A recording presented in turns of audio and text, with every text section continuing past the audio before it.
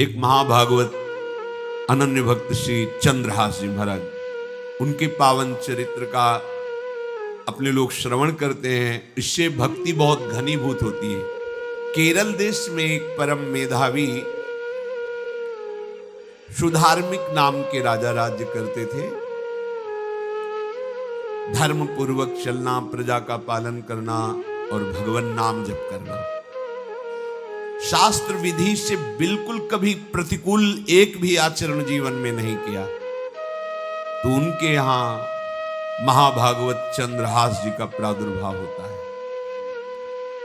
भगवान के भक्तों का जिस कुल में प्रादुर्भाव होता है, वो कुल, वो ग्राम, वो नगर, वो देश परम पूजनीय हो जाता है। ये महाभाग्यशाली मूल नक्षत्र में प्रकट हुए। लौकिक में अमंगल माना जाता है और भाव में देखो तो मूल कौन है? नक्षत्र भगवान। ऊर्ध्वमूल मधा शाखा मुसत्तम प्राहुरव्ययम। सबके मूल कौन है? श्री भगवान। किस नक्षत्र में पैदा हुए? मूल में, भगवत स्वरूप। और लोक में माना जाता है कि मूलन में पैदा हुआ है लड़का, अमंगल है, कुछ नष्ट ही होगा, संसार बड़ा विचित्र है। जैसे बालक रोता है ऐसे उनकी आवाज में कृष्ण कृष्ण। बड़ा आनंद हुआ सुधार्मिक राजा को कि हमारे कोई महाभागवत पधारा है, क्योंकि ये भजन करके पूर्व जन्म में ऐसी भागवती की स्थिति प्राप्त की कि अबोध अवस्था में ही श्रीमुख से कृष्ण नाम निकल रहा है। आनंद उत्सव मनाया जा रहा है।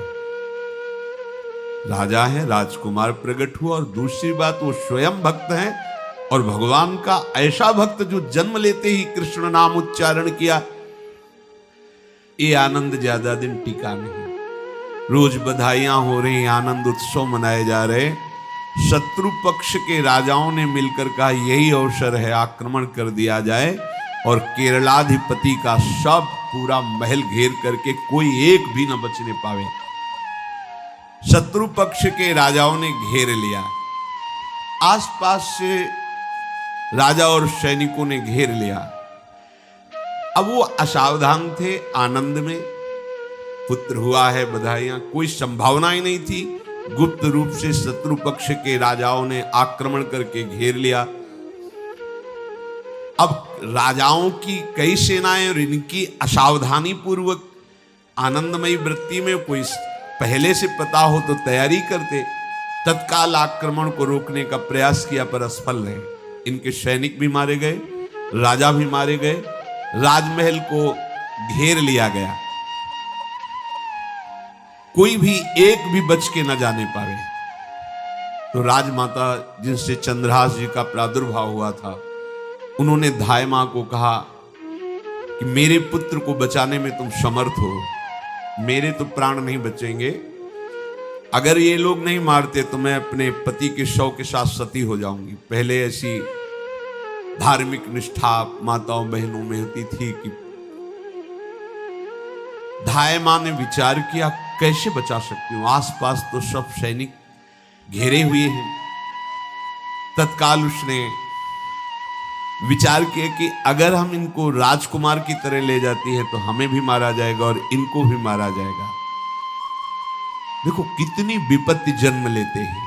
कोई प्रश्न कर सकता है कि महाभागवत जिनके घर में प्रकट हो तो वहां धन वैभव सुख संपत्ति बढ़नी चाहिए, यहां तो जन्म से ही जैसे वहां माता पधारी, ये क्या है? तो श्री भगवान स्वयं कह रहे हैं यस्य तुष्टो हम पार्थ वित्तम तस्य हराम्यहम करोमि बंधु विच्छेदम सच कष्टेन जीवति। हे अर्जुन, मैं जिस पर बहुत प्रसन्न होता हूं, आप अपने ऊपर भगवान को बहुत प्रसन्न करना चाहते हैं, बहुत प्रसन्न करने में ये है, देख लो, कह रहे जिस पर मैं बहुत प्रसन्न होता हूं सबसे पहले उसका ऐश्वर्य नष्ट करता हूं। फिर क्या करता हूं? फिर बंधु बांधवों का, फिर क्या करता हूं? असाध्य रोग उसके शरीर में। बोले महाराज जी तुम प्रसन्न हुए हो कि पूरे के पूरे नाराज हो गए हो? बोले यही मेरी प्रसन्नता है। क्या? माया का नाश।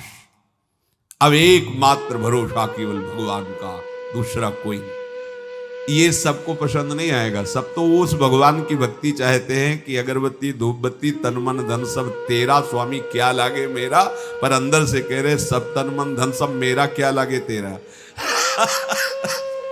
ऐसे तो चलेगी भक्ति। लेकिन कई बार सत्संग में पीछे धाम में कहा था कि भगवान को रिझाकर लोक मांगोगे तो चैन से रह लोगे, और अगर उनसे प्यार करने की बात मन में ठानी, बस मुझे केवल आपकी आंखों में आंखों को मिला करके जीवन व्यतीत करना है, मुझे और कुछ नहीं चाहिए, तो फिर लाडले आपको दुशरिहा का कोई आश्रय रहने नहीं देंगे। ध्यान रखना, जितने दुशरिहा होंगे तो ये बर्दाश्त हो तो कदम आगे बढ़ावे।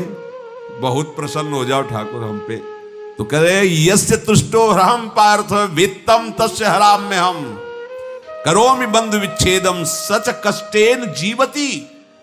जितनी श्वासें रहेंगी भयंकर कष्ट मैं उसको व्यतीत करने के लिए दूंगा। ये दंड नहीं है, ये पुरस्कार है। अनंत जन्मों का हिसाब बराबर करके कहीं इसकी वृत्ति मेरे से हट न जाए, ऐसे घेरे में डाल के अखंड चिंतन करवा के सजयति जयति जग उच्चर। जाको करत श्याम सहाई प्रथम बरनो कृपा क्रम हो विषय मूल गवाई। कुल कुटुंब बल वित्त हीनो दीन के दुखदाई। आपने को करजु लीनो आप ही अपनाई। कह रहे हैं अब मैं वर्णन करता हूं श्याम सुंदर जिस पर कृपा करते हैं उस पर कैसा बर्ताव करते हैं। बोले सबसे पहले उसके विषय भोगों का नाश कर देते हैं, फिर दूसरी कृपा कोई परिवार का कोई मित्र कोई रिश्ते नातेदार उसकी तरफ देखेगा भी नहीं। फिर ऐसा दुख प्रदान करते हैं कि केवल एक भरोसा रह जाता है, एक भरोसा एक बल एक आस विश्वास, बस नाथ आपके सिवा हमारा कोई नहीं। बस वहीं से जो चमत्कार प्रकट होता है, त्रिभुवन में कोई उसकी समानता नहीं कर सकता जिस पर ठाकुर की कृपा है। पर इस कृपा को हजम करने के लिए इसीलिए संत संग किया जाता है कि पहले से वो तैयार कर देते हैं। जैसे आर्मी की ट्रेनिंग होती है ना, ट्रेनिंग के बाद भी बॉर्डर में लगाया जाता है, ऐसे ही संतजन ये ट्रेनिंग देते हैं। अब जो टिके तो टिके, नहीं तो घर बैठे जाके। अगर टिक गया तो गुरु मेहरबान तो चेला पहलवान, भगवान भी परास्त नहीं कर सकते। उसमें ऐसी सामर्थ्य आ जाती है कि हर प्रभु के द्वारा दिए गए विधान को हंस करके स्वीकार कर लेता है। और ऐसा नहीं कि उसको कष्ट होता है, ये लोक भाषा में भगवान कह रहे हैं सच कष्टेन जीविता। नहीं तो जिस चिदानंद में वो सुख भोगता है वो ब्रह्मा को भी नहीं प्राप्त है जो भक्त को प्राप्त होता है। भक्त का वैभव दिव्य होता है, चिदानंदमय होता है। ये तो पापियों के पास भी वैभव है, रुपया पैसा कुटुंब परिवार। भगवान के दास के पास जो वैभव होता है वो अचिंत्य है, तुम चिंतन भी नहीं कर सकते, ऐसा वैभव होता है। धाय माने सेविका का रूप तत्काल लिया, जिससे पोछा झाड़ू लगाने वाले, और कुछ दोने पत्तल डाले, उनके नीचे चंद्रहास जी को डाला, ऊपर से करके इसे माथे पे रख के निकली। सैनिकों ने पूछा इसमें क्या है, तुम उनका राजघराने के दोने पत्ते जूठे दिखा।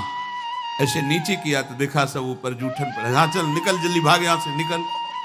बस वो भागी, बचा ले गई।